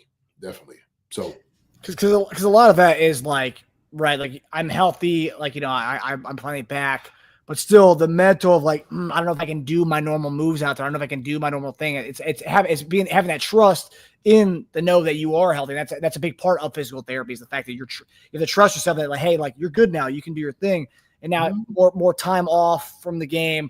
He's obviously doing ridiculous stuff in the gym now. So he's got that confidence back as far as the mental on the injury that he's fine and healthy now. So that's one thing I love seeing in this. It's like, okay, he's good now. Yeah, he is. He's where he is now than he was last year. Big difference.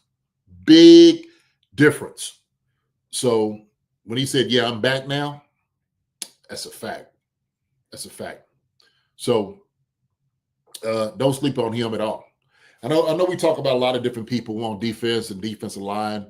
And I never want to get him lost in the shuffle in the conversation. Seriously, because we've seen what he's been able to do. We've seen his versatility going at defensive end and coming in and defensive tackle. We've seen those things. Okay. And we get a healthy Charles Omenihu back. We just in a better spot, a better position to go dominate on a defensive line. So, yeah, Marcus, look, like I said before, man, this dude's a warrior, no doubt about it. He's hungry and determined. And, if you think about how you want to use him, right? And especially in the rotation. And my thing is, shoot, Omenihu should start. Oh, 100%. Yeah. I'm just saying, some people might not, I think he believes that. Sometimes the people are like, oh, I don't know, Omenihu, is he okay? Or where is he? Omenihu should definitely start. Now, here's the thing. If he's out there turning it up like I know he can, some guys ain't going to get no reps. Well, it depends where you started. If you started next to Chris Jones at DT, then you can have more of a rotation on the end spot. But if you're starting at the end, then it's like, okay, yeah. And it's like that's that third year guy. The FAU is like, how is he going to get reps? Yeah. Hey, I know Jelani's going. You're going to try to eat up some. Another one too. Like Dana. I mean, it's going to be a great rotation, right? I mean, shoot, what we say on the D line? We said 9 people, 9 to 10. Yeah, I think you said 5 DNs, and possibly 5 DTs. Yeah. Yeah, I'm excited because you can't really count last year. Obviously, he came back and tried to give us what he did, and I respect him for that. The fact that he came back and just having that presence there, his presence was there, probably more so than his play. His presence being around there kind of added some juice to the defensive line. But like going back to 2 years ago when he comes back from that suspension, automatically you're like, hell yeah. Like you see there's another dude in the defensive line, and Chris Jones finally has some help next to him. So like you saw that 2 years ago. And yeah, it's last year he wasn't that same guy, so people forgot about what he looked like the previous year, but you saw what 90 can do next to Chris Jones. Oh yeah. Well, which makes a great point here. The one thing that happened when Omenihu came back last year was he stopped the triple teaming of Chris Jones. Yeah, when he was healthy, we definitely see that. And so it changed the whole dynamic as far as like how they wanted to block us. And so you had to contend with him too, because he's a bad joker out there on that line, man, for sure. 100%. Yeah. So I'm just saying this just so we're clear, because I know sometimes we throw different names out there, and Charles is a guy that should play a ton. And I'm saying there might be some dudes that might be on the sideline like this, like, when I'm gonna get in. Checking the time. Yeah. Holding the helmet, and you want some water, carrying a little water bottle around for people. Yeah. No, it's gonna be interesting to see what happens to Charles Omenihu. But yeah, that's a guy that a lot of people don't talk about enough. And I think that like he is talking about breakout candidates this coming year. I think he's going to finally have a breakout year because he's going to stay healthy. He's going to be here from top to bottom, from week 1 to hopefully at the end of the season as well. And then Sherry says it too. He just wanted that ring so bad. Yeah. Because he didn't get to play it and win it, be a part of, obviously getting them there, but not to play in it. I know it's like, dang, God, I want to be a part of this. Yeah. He had that major forced fumble in the Ravens game, in the AFC Championship game. He was a big part of us getting to that point, even in the short amount of time he was with the team. But, yeah, having him from start to finish this year will be a godsend for our defensive line. Yeah. All right, so we're going to get to some questions from you guys as we end the show tonight. So here we go. We're going to go to some questions. You guys got some good ones for us. Bradley Stex. Let me be right back. Let me go. Okay. All right. Okay. So JD's going to be doing that for a second here. Okay. So let's see what you guys got here. So I'm going to go through them. We'll still have the questions when JD comes back, but let's see what you guys. Jason Tarbox, 5 for the TD. Jason Tarbox, my guy. I appreciate that, buddy. I appreciate it. I'm glad the touchdown was able to do that for you. You get a little ding, ding, ding. There you go. Appreciate the contribution, my man. Appreciate it. Yeah, but if you guys haven't got a chance to go look at that, go to the beginning of the show. You guys get to see a little bit Marcus Dash doing his thing back in his high school days, and a game winner there. So appreciate the contribution. You guys, the chat has been live tonight. We gotta love that. Pepe Trades, there he is. I just got to the stream. Please tell me I didn't miss. Yes, you did, buddy. Yes, you did. Go back to the beginning of the episode, my man. Go back to the beginning of the episode. I'll show the clip. I already took it off the. Okay, I'll show it again. There we go. All right, where is the clip? Okay, here we go. Pepe Trades. Here it is again, buddy. Oh, that's not it. This is it. Pepe Trades. Take a look, buddy. This is your boy. This is what you wanted. There he is. JD's back. I love it. I love JD, it. Pepe Trades wanted to see it again. Pepe. So you got two angles of the same play, Pepe Trades. I know you requested this on Monday, but here it is again, buddy. Look at that. Get out. Get off me. Work out. Look at it. 3-2. Look a big shake. Shoulder pads. There you go. Shake it. There you go. I need to tighten that string on the middle, I think. But yeah, so I hope you enjoyed that Pepe Trade. So while you were gone, JD, as Mr. Jason Tarbox gave contribution to the channel, 5 for the touchdown. What up, Jay? What up? Appreciate you, brother. Appreciate you. 5 for the TD. Yes, sir. Yes, sir. Sasha stud, no doubt. So Bradley Sexton asked a question at the beginning of the episode. Question, Jason Dunn, when you were a former player for the Chiefs and did enjoy training camp or not really? Did you enjoy training camp, JD? Some aspects of it. Some aspects I did. Other ones I didn't. Obviously, a lot of guys just don't like the monotony of it every single day. You know, you're cracking heads, at least now, back then we were. They're just the hot days. You get banged up, the time that it's just a long, dragging day because your meetings, training room, football field, meetings, weightlifting, football field, more meetings, film, and it's just a long day. And the next day is the same. It's just like Groundhog Day. It is. And it's like when you get to like week 2, that's when it really starts hitting me and like, oh man, all the bumps and the bruises. She's like, oh man, I gotta get out of bed for this. And it's like, man, I hope Coach calls one out today. Or we have a short day today. Hope it's just shells.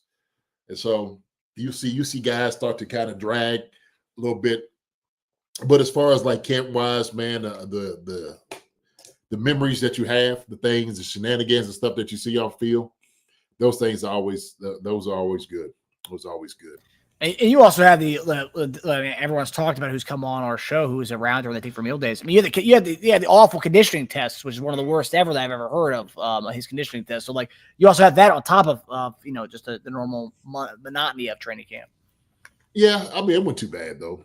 I mean it's not too bad. It's not too bad. I think with him, when you get the hitting in, that's what really lays on you. You're going to bed and you got to go in and you just sore. It's a soreness. And the very next day you hit the cold tub and it's that again, get off, take a shower, it's that again. And I just remember from just banging my head, I used to always get a mark right here on my forehead, obviously from, how you get that from, your helmet and stuff, man. Like I said, it just weighs on your body. But always great times, though, Bradley. Sasha says, was it easier getting out of bed the second week of camp or getting out of bed in your 50s? Oh, my 50s. Definitely. I don't really, Sasha, for real, like I don't really have a hard time like getting out of bed now. I kind of, obviously, when you get beat up, you get beat up. I tell people all the time. I used to tell a reporter, they asked me, say, how do you get ready for training camp? I said, that's what you do. I see you find a really nice flight of stairs, okay? And you get to the very top of it, and you throw yourself down about 50 times, okay? And that's how you get ready for training camp. That's the best way I could describe it. Yeah, that sounds brutal. Oh, my God. It is brutal. It's brutal. Marcus, you just destroying your body. Knees, wrist. I could just think, man, wrist.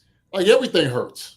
Everything hurts. When you played high school, did you guys do 2 days or 3 days? 2 days. 2 days. Was compare. I'm just curious from a high school standpoint for what you dealt with in high school, like in Kentucky. How was that different from the NFL training camp? obviously the athletes is one thing, but like as far as like the hitting and the overall how long practices were and whatnot. I think, man, when you were younger, in high school and whatnot, you just recover better and easier. True. Shoot, you need the coach used to tell me all the time when you're in high school, like, man, you ain't even got calf muscles yet. How you gonna get sore? You ain't got calf muscles. So, things like that, man, where guys are still trying to develop. Mm-hmm. And obviously, you don't have the trainers or whatnot, but you wouldn't have to be out on the field. I know with Famil, sometimes, man, you be out there for a while. You get out there, you're like, dang, God, we've been out here this long. Damn.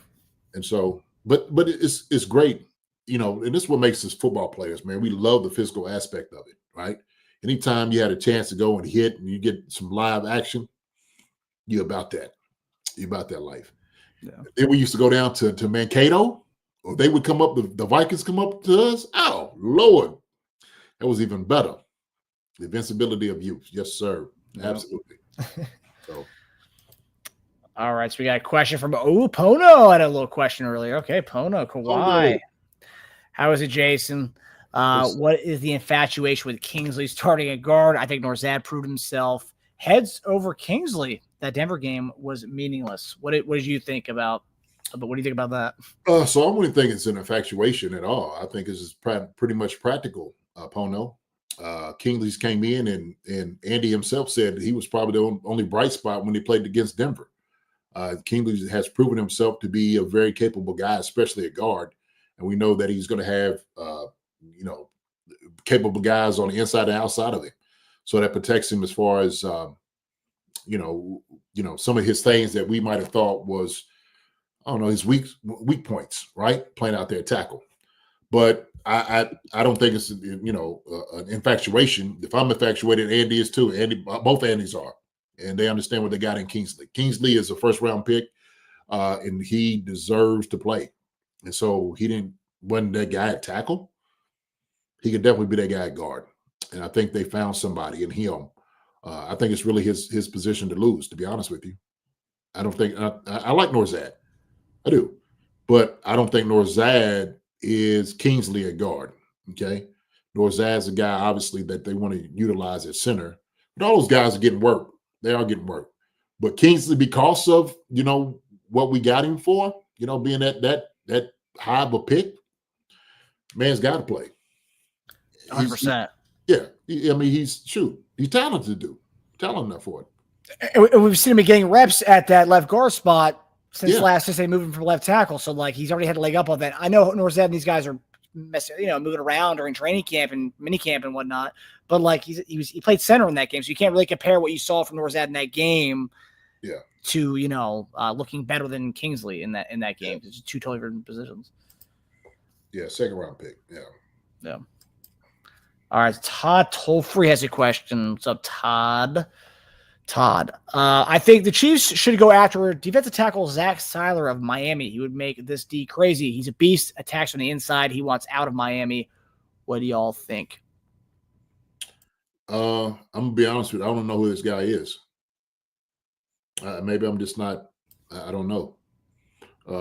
He's a beast. I will say that Zach Seiler is a beast. Okay, I haven't really paid attention to him. I don't think. Shoot, Zach Seiler.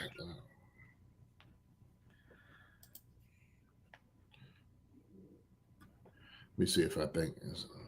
He had 10 sacks last year. Damn. Oh, okay. This dude. I got you.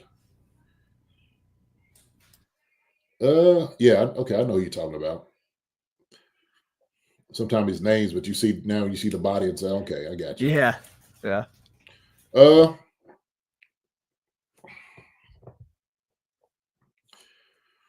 What do I think he's a B? He wants to run out and he wants out? No, I mean, shoot. I think it's something, man, that they probably start entertaining a lot of different people, to be honest with you. I don't know if he's one of them. A guy can be disgruntled, and before you know it, man, he gets paid the way he wants to get paid. Everything all goes away. Marcus is like, hey, this is the greatest place for me to be. So. Yeah, I mean, I just don't see us spending money. I mean, talk about we're spending already a lot of money with Chris Jones D tackle. Yeah, he wants a new. He wants a new contract, and he wants like the report I'm reading here says he wants around upwards about 20-something million a year. I mean, and then you're going to pay him and Chris Jones that amount of money. Woof. Yeah, he skipped OTAs. He's pissed off. Yeah, I know he's talking about Trey Hendrickson, but we already got that anchor at D tackle. I mean, it'd be nice, but I mean that's the thing. We had Norman. We had Norman Lott. I mean, Norman Lott. Right, hopefully, he can be that guy. Yeah. Mm-hmm. Yeah. But yeah, I do like Siler. I do like 10 sacks as an opposite guy from Chris Jones, though. Samuel Lofton's got a question. Samuel Lofton, do we have enough pass rush, though, JD, or they bring in somebody else? Samuel, I think we do. I think we have enough. And I think, Gelati helps out tremendously on what we do in that pass rush. Norman Lott is supposed to be a specialist, pass rushing from the inside. And like I said before, I think this is where we need to see George be guys just off the initial to get to that place we need to be.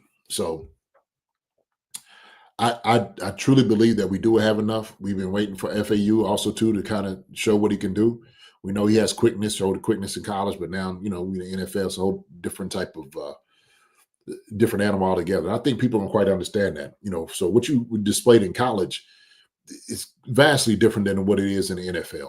Okay, and we expect guys to get better, to ascend, and so FAU has been getting some good work. He's been getting some good work with Tom and all those different guys, and Tom has been working with him, and I hope everything really pays off. I really do, but I think our pass rush should be a lot better than it was last year. So. 100%. We were just talking about. I mean, there's gonna be guys who are not gonna get a lot of playing time. FAU. First round pick 3 years ago. I mean, like, where is he going to get playing time? I mean, yes, they're going to rotate a lot, but like, it's a pretty deep edge rush room. Mm-hmm. It is. So we just have to find out, brother. Just hope everyone stays healthy. That's the big key there. Yes, sir. All right, Pepe Trey is going to end us off here with 2 straight questions for you, JD. So Pepe Trey is going to end us off here. Okay. Yo, Jason, do vets know right away who is a dog at camp? As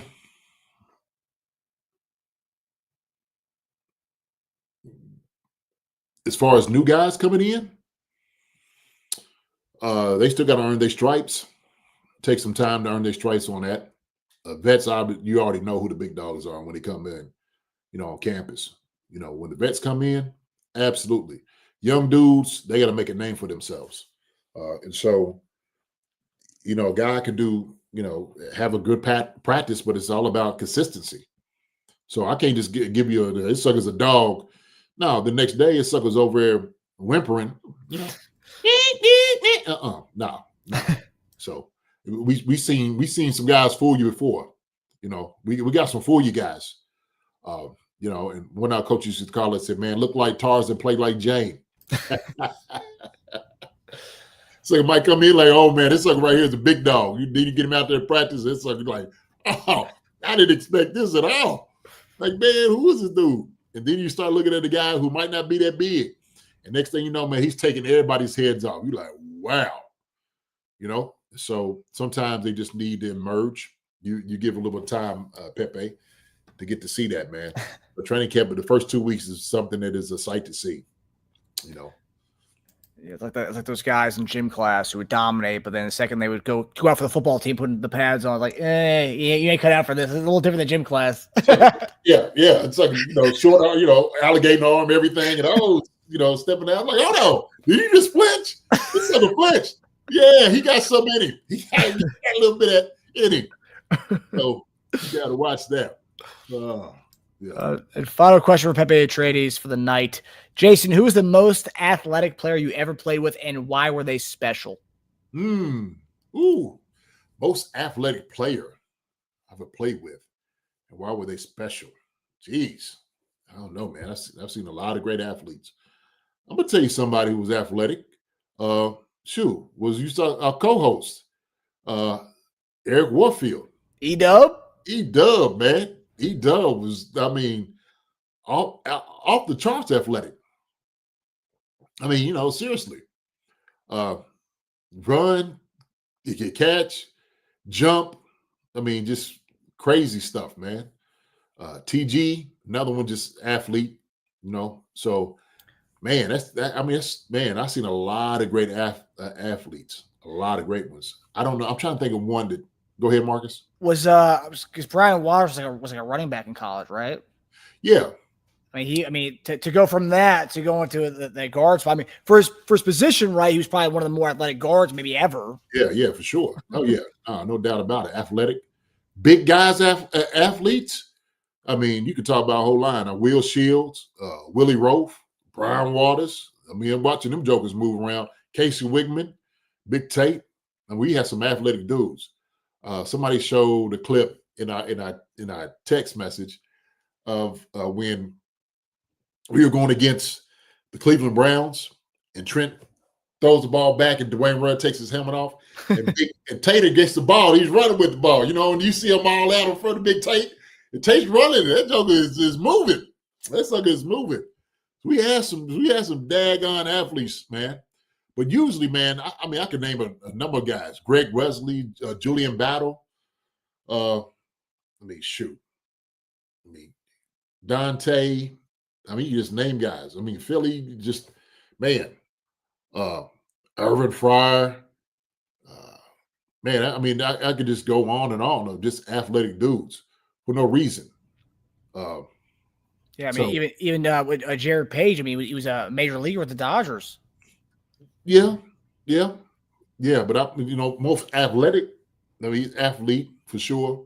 But when you start talking about corners, that's what you're looking at. Those dudes that play corner, those are the best athletes on the field. Now, of course, I say tight ends. Of course, obviously, it's a guy like dudes you can do it all. So this is how I determine it, Marcus. Okay, I determine when I watch a guy that could absolutely sauce you up on the football field and on the court too. That's when you're like, oh, whoa, okay. Yeah. Like, man, this sucker right here is amazing. And so you watch some of these jokers, man, fly through the air. You're like, oh, yeah, this sucker is real. He's for real. So, yeah, man, but E-Dub, man, shout out to E-Dub, baby. Shout out to our brother, Eric Warfield, for sure. So, that's great. I always said it, man, tight ends, man. We some big boys that athletic too, man. Don't take nothing away from us. We go with the best. I'm telling you. So yeah. You were pancaking dudes and running 4.5 40s, JD. So 40-inch vertical. Come on, man. Nuts. Shoot. Nuts. Doing reverses in college, the tight end reverses. Tight end reverses, man. I've never heard of such a thing before, man. Tight end reverses with you and take it to the house. So yes, sir, man. Do not sleep on us. So, yes, sir. That's good stuff. All right, linebackers, shoot. Yeah. Was you class? So at cornerback's always a funny thing because they are amongst the most athletic, but this is funny too, because people we make jokes about cornerback hands, like, oh, he's a cornerback, but his hands, cornerback hands for sure. Suspect for sure, yeah. But he does catch anything. He does catch anything. Oh yeah, he housed so many pick sixes. Oh yeah. Justin Blackwell, LBs, yeah, for sure. Linebackers. So I think all those guys, man, skill position and stuff. But sometimes you get dudes, man, that might play like wide receiver with Kate Hoop. You know what I mean? And you're running backs, the running backs too. Some guys that can't hoop either. Like, this joker can't hoop. So you bounce a ball like this with two hands. Oh, man. What you been doing? Playing running back. Oh, I got it. Okay. Yeah, Sasha, if CBs had hands, they would be taken to the house like Marcus. There you go. Yeah, they said if CBs had hands, they'd be wide receivers. Yeah, exactly. And all those guys would be. Yeah. But all right, everybody. We hope everybody enjoyed the show tonight. We try to give you a little bit of everything in tonight's episode, as always. And we hope everyone has a safe an enjoyable July the 4th weekend with friends and family. And if you decide to chill and just relax, hope you have a good time doing that as well. Yes, sir. Yes, sir. Listen, hey, like Marcus said before, hey, man, y'all be safe out there. Protect one another. Don't burn down no houses, man. Y'all keep in the confines of something that is not around too many things. Exactly. House and nothing, right? Make sure all your people are protected as well. Keep the kids away from it. Let the adults handle those things. But y'all make sure, man, if you get a little sip in, don't drink and drive. Pepe already beat me to it. Yep. No Jason Pierre-Pauls on our hands, guys. No Jason Pierre-Pauls. No, yeah, don't do that. Okay. I want y'all here on the comments and y'all got four finger like oh, I'm trying to hit that. I couldn't hit it. I'm typing this with 2. Joe E said Bo Jackson probably the best. Bo Jackson was a freak. No question about it, man. Best athlete by far that you just watched. So him and Dion, you know. So, and now we got Travis Hunter. Yep. Mm-hmm. So yeah. But thank you. Appreciate it so much. Listen, y'all take care of each other, man. Enjoy each other this weekend. The 4th of July, happy Independence Day, all those things. Love each other. We're supposed to, right? Sandman, appreciate it. Sasha, appreciate you. Samuel Lofton, Joe E, Justin Blackwell, thank you. Chiefs fan 1969. Linda Hunter, thank you. Pepe Atreides, thank you, my guy. Richard Cooper, appreciate you, my brother. Witchy Hall, thank you so much, Witchy, as always. What else, sweetie? Good night, baby. I will see you later. Samuel Lofton, appreciate it, my guy. Nana Sherry, thank you, sweetie. We be talking to you. Yeah, say happy 4th and stay safe, everyone. Justin Blackwell, yes, sir. Good to see you, Justin Blackwell. Stu, my guy, appreciate it, Stu. I was going to show you your picture of you in your weightlifting uniform, man. Maybe a different time, okay? Jason Tarbox, appreciate you, guy. Thank you, sir. Let's see what I got out here. Bradley Sexton, thank you, Bradley. Appreciate it for all the questions. I'm the Brown. He said everyone except Tua wants out from the Dolphins. Oh, man. Dolphins, listen. Let's look. I've said this before, man. The Dolphins ought to just say, listen, man, Tua, we're not going to have it on us. You know, you've gotten dinged up, and I feel sorry for him. I really do. And somebody needs to protect him from himself. I know he feels like he wants to play and stuff like that, but he's made a ton of money. He doesn't need to prove it to anybody else. And I know you might have proved to myself, but I just don't like that situation at all. Crystal Lee, thank you so much, Crystal Lee. Everything's given equal. Do you believe Sidwan Simmons will be a franchise left tackle and start the season over anymore? Ooh, I do believe that Justin Simmons will be a franchise left tackle sometime in the near future. We put it that way. He has it. He has that ability about him. Andrea Chenault, appreciate it. Thanks. See you, Todd Toe Free. Thank you, my guy, for the questions out here. Pono Kawhi, my guy. Good to see you, man. Good to see you. No team with one Josh Williams, Nazi. Yeah. Look, you never know. You never know. Sam Matt is here in the house, man. Appreciate you. None your business. So what it's like to be in the locker room at Arrowhead. I don't know how to describe it. I guess, man, it's your job. That's what you look at. But your boys are there, man. They'll be having a good time. So it's like a big frat, I guess. I don't know. So I wasn't really in a frat. It's always a football team for me.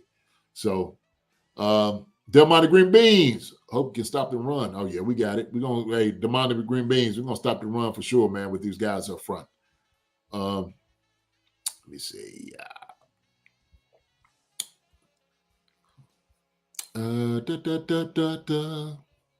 Yo, Marcus, ask, man. I know everybody haven't seen Tage on for a long time. How's it? Tage been doing? You rapping to him? I know we text and stuff like that. Tage been doing all right? Tage is doing great. Tage just started a new job a couple weeks ago, so he's been really busy with his new gig at Warner Brothers. So he's he's had a lot of he's been screening the Superman movies. That's one of the projects he's working on, the Superman movie. So he's already seen it twice before it's even out in the movie theater. So Tage is loving it right now. What does he say about it? He says people are going to love it. Is what he's told me. I think I will. I think I'm a huge Superman fan.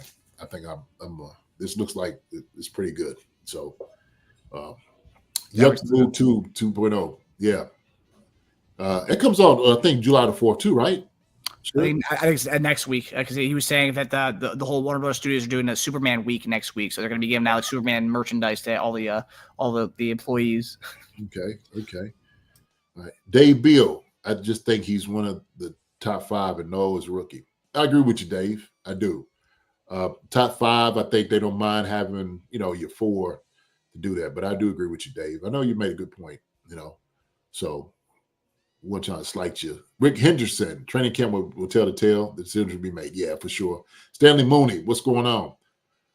Good to see you, Stanley. Like always, my brother talking in here.